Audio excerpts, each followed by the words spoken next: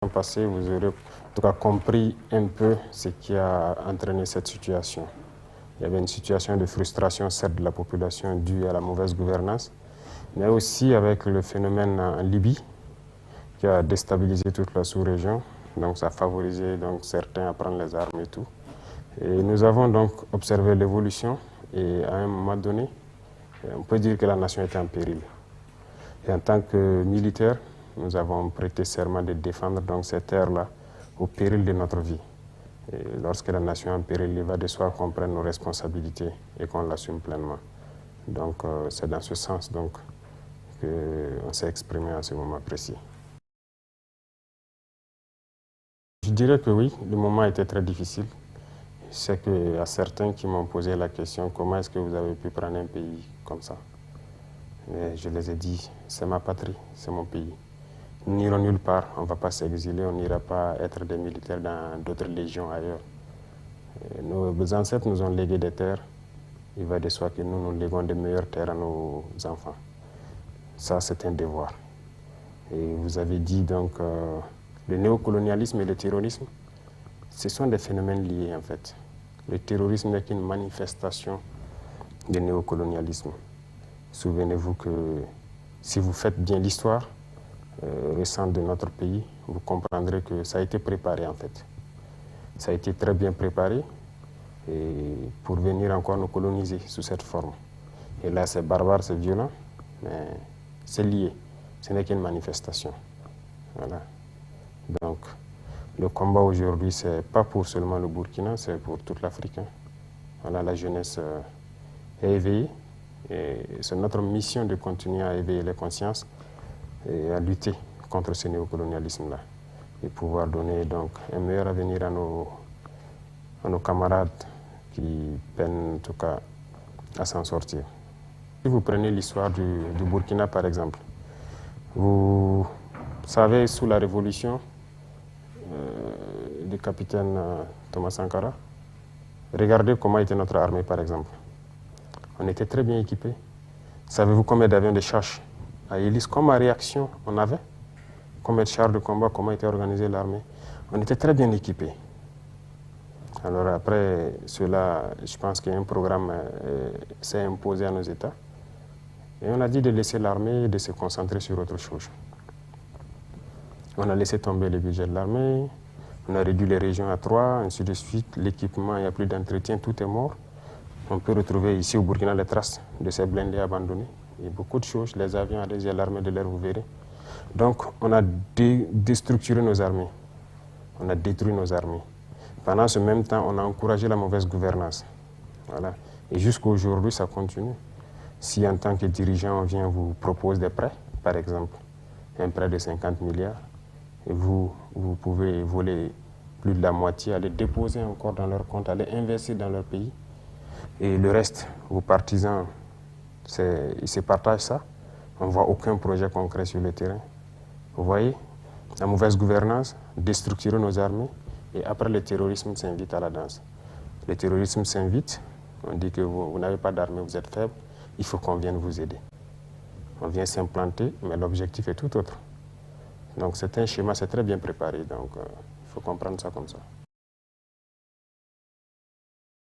Il y a plusieurs facteurs. Sous Blaise Compaoré, je sais qu'il y a des terroristes même qui logeaient ici. Je sais que vous avez appris cela. Les IAG à Galé aujourd'hui, chef de Guinée et tout ça, ils étaient ici. Beaucoup étaient logés ici, ça c'est une chose. Vous avez aussi pu voir l'influence négative peut-être qu'on a eue voilà, dans la sous-région, les prises d'otages et tout ça. Vous savez bien que c'est un moyen de financement du terrorisme. Eh bien, le Burkina était champion en libération d'otages. À quel prix? Je ne sais pas. On a regardé le Mali s'enliser, on ne les a jamais aidés dans cette lutte parce qu'on s'est dit que ça, voilà, ça n'engage que eux. La sécession, les séparatistes qui naissent, ainsi de suite, les terroristes. Finalement, ça est là ici. Donc il y a ce paramètre qui est là. L'autre chose, c'est l'entretien de la mauvaise gouvernance, comme je vous ai dit. Les impérialistes n'aiment pas ceux-là qui pensent peut-être à leur peuple. Non. Parce qu'il faut maintenir le peuple dans la domination. dans cette pauvreté, dans cette situation de fragilité, pour les assister en permanence et que vous, chaque fois vous croyez que non, il faut que ce soit eux qui vous aident. Sinon, vous ne pouvez pas vous en sortir. C'est le discours qui est tous les jours voilà, divulgué. Et donc, il faut des dirigeants qui font cette politique-là. Ça les arrange. Lorsqu'on vient, on vous fait signer certaines conventions, on vous promet des pourcentages durant plusieurs années. De toute façon, vous, en tant que dirigeant, et puis peut-être vos proches, vous êtes bien. Mais et le peuple? Voilà, c'est ce que nous refusons. Nous refusons et nous ne sommes pas dans cette logique. Donc il y a beaucoup de paramètres qui font que peut-être que lui faisait leur politique. Donc il y avait cette stabilité. Mais comme je dis aussi, c'était préparé. Quoi qu'on dise, l'armée s'est déstructurée depuis ces années-là. Et le terrorisme est arrivé.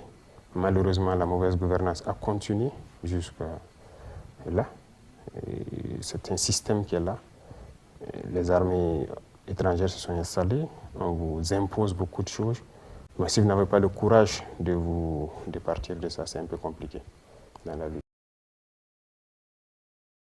D'abord, il faut peut-être faire une petite enquête des jeunes officiers qui étaient sur le terrain.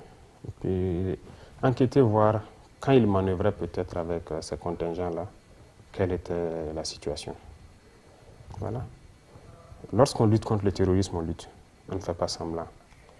Mais sur votre territoire, lorsque par exemple vous devez manœuvrer et arriver à des endroits qu'on appelle peut-être l'os, la partie dure, où nous on veut y aller, on vous dit non, vous ne devez pas y aller. Vous devez vous arrêter là. Ça, il y a problème. Enquêtez sur ça, vous allez voir. L'autre chose, c'est que c'est lorsque le contingent démontait que nous-mêmes nous sommes rendus compte de l'arsenal qu'ils avaient ici, les avions de combat et tout. Mais c'est quand même un peu bizarre de voir qu'avec tout ça, voilà, des colonnes de terroristes viennent, ils attaquent, ils repartent. Aujourd'hui, ils ne sont pas là, mais nous, on arrive à détecter, on arrive à frapper ces colonnes-là. Donc, il n'y a pas de sincérité, en fait. Voilà pourquoi on a décidé de lutter nous-mêmes. On sait que c'est dur, mais c'est la meilleure solution. La défense, nous avons décidé de tout faire de façon endogène. Même l'économie, vous avez, si vous suivez l'actualité, vous comprendrez que quand on met en place l'APEC, par exemple, c'est pour nous financer nous-mêmes notre propre économie. La défense aussi, c'est pareil.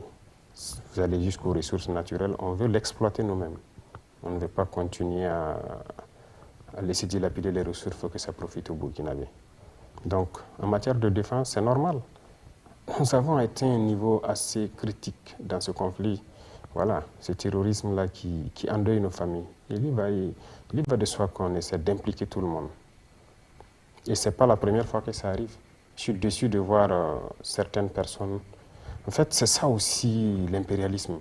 On tente toujours à vous dire que vous devez faire ce qu'eux veulent, mais pas réfléchir de vous-même pour trouver une solution. Et même quand la chose se manifeste de façon concrète, ils ont toujours tendance à vous dire non, ce n'est pas la même chose. Parce que peut-être eux, ils sont des êtres supérieurs, suprêmes par rapport à vous. En Seconde Guerre mondiale, toutes les deux guerres, nous, nos parents ont été prélevés ici, des civils. Ils sont allés aider la France, non? Ils ont combattu. Allez-y aujourd'hui en France, vous allez trouver donc des places carrément baptisées avec les noms de nos martyrs. Mais c'était des civils. Est-ce qu'ils étaient même volontaires? Non. On les a prélevés de force, aller défendre la France. Aujourd'hui, c'est décevant de voir que ces mêmes dirigeants français disent que nous engageons des civils. De qui on se moque? Nous n'avons pas le devoir de nous rappeler de l'histoire. Nous n'avons pas le devoir de leur dire que vous avez fait ça, vous continuez de le faire. Jusqu'aujourd'hui, ça se passe en Europe. Et d'ailleurs, même, je pense que récemment, ils ont adopté un texte comme ça dans la France. De mobilisation générale, si on peut dire. Donc nous n'avons pas ce droit. Allez-y comprendre. Donc c'est dans ce contexte que nous avons décidé de lutter, de façon endogène.